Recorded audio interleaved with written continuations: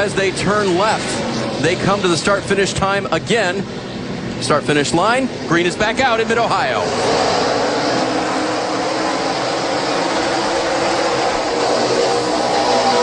Good jump by Sadler, but here comes Poole. Cook did not get a good jump. Blake falls back to third. Well, we've already seen Brennan Poole make some nice moves. He's going to try it again here. Yeah, boy, it's a risky move right here. Gets into Sadler and spins him. Elliott Sadler is around and in the sand trap, drives his way through. Risky for Brennan Poole, costly for Elliott Sadler. Brennan Poole, the 48, now skates away free and clear with Blake Cook on his tail. Let's see how it happened again. I think Sadler will clearly remember. Yeah, this might be something that Brennan Poole might regret down the road. Just got the left front in there in the 48. And Elliott whips it around, gets it going again. Yeah, you can see over here, we've got a great battle for the lead between Poole and Blake Cook. Over on the right, Reed in third, and here comes Cook. Poole makes a mistake. Blake Cook is through for the lead. Brennan Poole just got in there a little bit hot. Blake Cook had been applying a lot of pressure. As you can see, his car right now clearly handling better than Brennan Poole. And Ryan Reed aggressive in the 16 car, the red car into the 48 of Poole. Brendan Gaughan wants a piece of this too. Ross Chastain doing a nice job here. 1 lap to go in the stage, and Blake Cook is the new leader.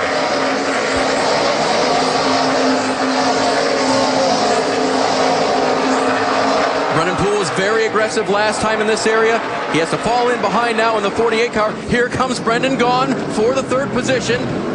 Reed gives him room. Gaughan, tail happy, is going to make the 62 work through. They're going to be side by side down the high-speed section. See, Ryan Reed gave him that opportunity. Brendan Gaughan took all the racetrack that was allowed right there. Reed kept his momentum going and off of the corner, was able to power down. Now Brendan Gaughan will get the third spot. Here comes Ross Chastain with a peak in the 4. Yeah, as much as you want to do well and gather as many points, you really have to be smart here. All you can do is cost yourself if you put yourself in the wrong situation right here. Guys, think about, just real quick, think about how big this is for Brendan Gaughan on the bubble right now. If you look at the playoff picture, and now finds himself in third with that great restart, this could be a big deal getting all these stage points.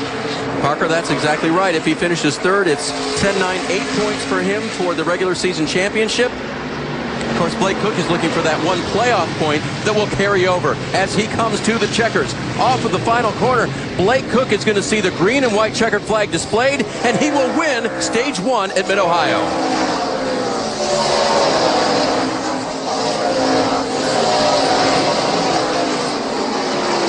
You can see here that the 48 car decided to stick his nose in there once again. That sent Blake Cook spinning. Poole escapes. Kennedy escapes. Yeah, Reed, piled into by Gallagher, had nowhere to go. Yeah, just nothing you can do. You can't see up there when you're going single file there and you're just gassing up and you're trying to get through there. This is what will happen then. You talked about those blind corners, and you're racing, right? Yeah, looked like Ben Kennedy got a little damage maybe to the door. I don't know that it got into the right rear tire for him. They'll have to check that probably.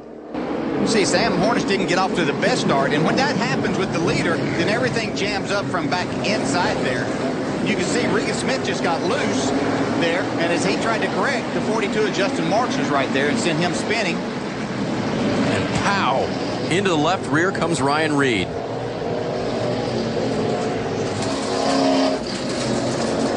Another look at it coming off the corner, cleanly through on the inside. 62 and 4.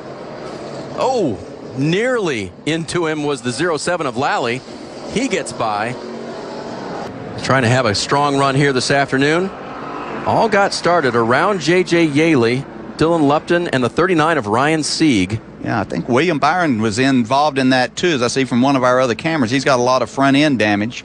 They go through turn 1. Sam, like I say, Sam really had to woe it down to make that corner, DJ. Hemrick almost got into the back of him. Yeah, I think William Byron might have started that spin right behind Elliott Sadler, and that's what triggered all of this, I believe. You can see the 9 car there right in the front of that. He's able to continue, but I believe it was him getting sideways there in turn 1. And then it's Balicki who meets Lupton nose to nose. 5 of Michael and I think he got it woed down. Yep, backing up now. You can see the 9 car. But he was actually spinning across in front, actually going across to the other side. Ryan Sieg took evasive action down to the right. 3 to go now for Sam Hornish.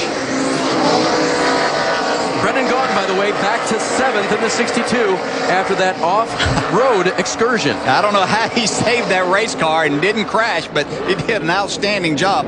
It might be his off-road truck upbringing. For sure. Yeah, perhaps. Here's Lally, again with a look on Davison. There's Gaughan. He's now getting pressure from the 48 of Brendan Poole. That's for 7th. Here's what happened right after the green, off course and bounding through the grass. Yeah, Sam Hornish, I think that's just hard racing right there, and both drivers trying to make sure that as he came out of turn 1, they were the one out in front. Neither one wanted to give an inch. So for the moment, a win opportunity has vanished for Brendan Gaughan, but it can still be a strong points afternoon for him, and he needs the points. Yeah, that's why that save that he made there was so big. I mean, he could have taken a day to where he's looking to battle late in the race and finished outside the top 20 and lost a lot of the points and everything that he had worked hard to gain throughout the day. Speaking of gain, Daniel Hemrick hangs on to what he has in the 21 car. That blue and white car running second. A little bit of pressure from Tift. But Sam Hornish, this section of the track, you talked about it, DJ, continues to lengthen his lead as they come through it. Yeah, he's doing good, but Daniel Hemrick staying right there, especially when he's getting pressure right behind him from Matt Tift. So I'm very, very impressed with him. I'm not sure he can go up there and make the pass, but he's going to be right there if Sam Hornish happens to make any mistake at all. And that's the other thing that we don't expect out of Sam. That'd be very hard to wish for. Here he comes down into the keyhole. 2 laps to go.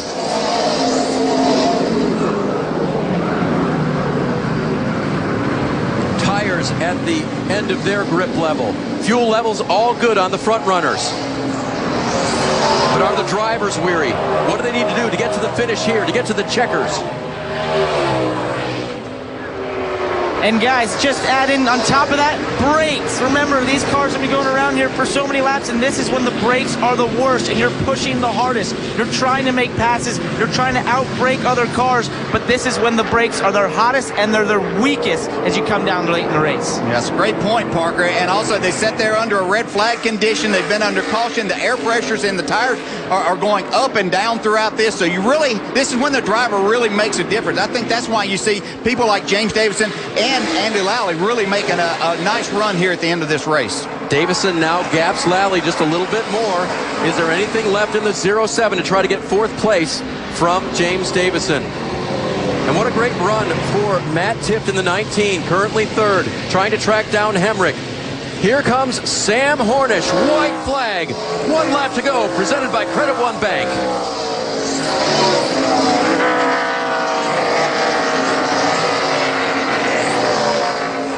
You get the white flag on an oval, you say, I've just got 4 corners to negotiate. A lot more here. You've got 13 of them. Sam Horner's done it pretty much flawlessly all day long.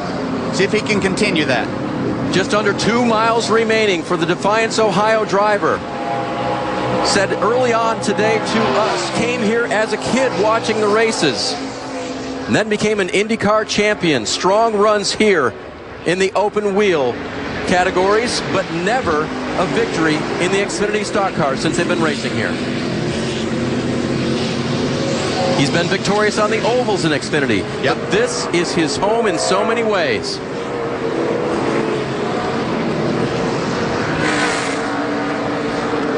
Now managing in the rhythm that has brought him to the front all afternoon long and kept him there. And Hemrick is a ways back. He'll have to hope for that mistake out of Hornish, but I don't see it coming. Coming through the final corners, lifting that left front. Now a right-hander through the carousel. And down to the final corners, tires barking. Sam Hornish under control. The left-hander to the checkers. Sam Hornish is going to win at home in Mid-Ohio.